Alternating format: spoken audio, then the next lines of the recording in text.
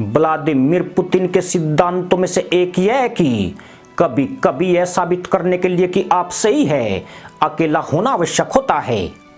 जैसे जैसे यूक्रेन पर पुतिन का ऑपरेशन जारी है, वे अपने इस सिद्धांत पर अमल की दिशा में आगे बढ़ते दिखाई दे रहे हैं।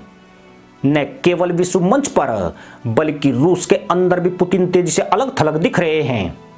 यह युद्ध जितना लंबा चलेगा, उनके लिए देश या विदेश में किसी भी विश्वसनीयता के साथ खुद को इससे निकालना उतना ही कठिन होता जाएगा।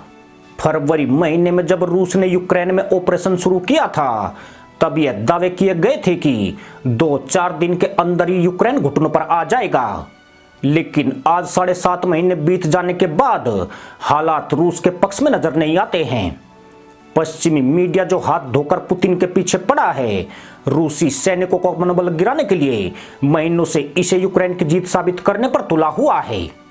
जबकि सच्चाई यही है कि अगर उसे अमेरिका और नेटो देशों से मदद नहीं मिलती तो कीव बहुत पहले ही ढह गया होता।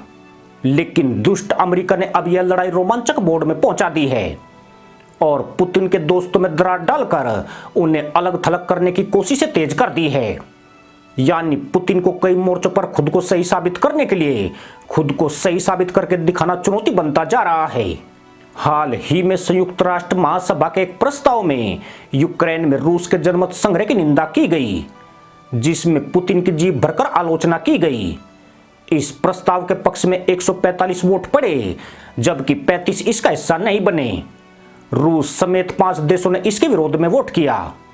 यदि वोट को संकेत माना जाए तो रूस के पास सिर्फ 4 मित्र हैं, जिनमें उत्तर कोरिया, सीरिया, बेलारूस और निकारागुआ है।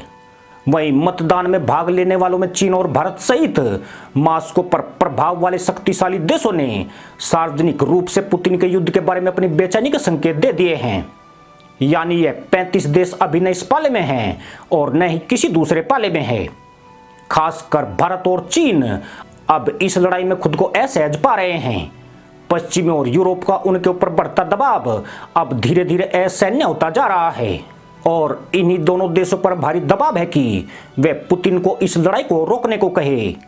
मिडिल ईस्ट, जहां मॉस्को ने गैर हस्तक्षेप के लिए अपने अत्यधिक संदिग्ध समर्थन के इर्द गिर्द राजनयिक दबदबा बनाने की कोशिश की है, कतर और कुवैत दोनों ही ऊर्जा दिग्गजों ने यूक्रेन के क्षेत्र का सम्मान करने का आह्वान किया है। इसके अलावा स्वतंत्र देशों के राष्ट्रमंडल के सभी सदस्यों ने जनमत में भाग नहीं लिया। जॉर्जिया और मालदीव ने अपवाद के रूप में रूस की निंदा करने के पक्ष में मतदान किया है और बेलारूस ने मॉस्को के साथ मतदान किया है।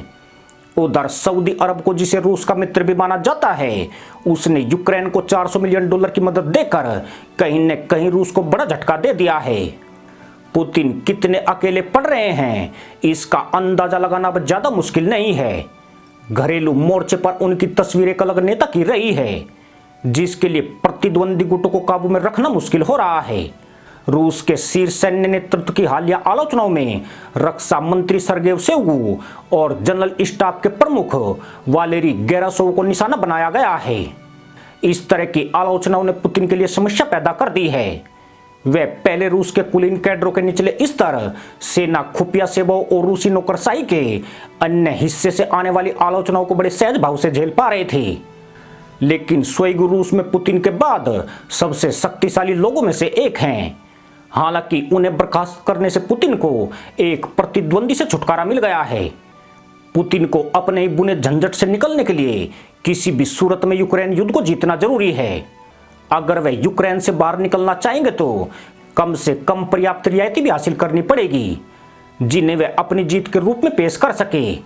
हालांकि अब इसकी संभावना कम होती जा रही है। पुतिन ने यह कहकर संघर्ष को और विस्तृत कर दिया है कि वे न केवल यूक्रेन के साथ बल्कि नेटो के साथ भी युद्ध में हैं और उनके इस कथन में गलत कुछ भी नहीं है, क्योंकि रूस को हराने के लिए नेटो देशों ने काफी ताकत लगाई है। पुतिन के लिए एक और समस्या यह है कि यूक्रेन में पुतिन को युद्ध के मैदान में या सौदेबाजी की मेज पर जीत की संभावना बेहद कमजोर है। यूक्रेन के राष्ट्रपति वोलोदिमीर जेलेंस्की पहले ही कह चुके हैं कि वे केवल रूस के नए राष्ट्रपति के साथ बातचीत करेंगे।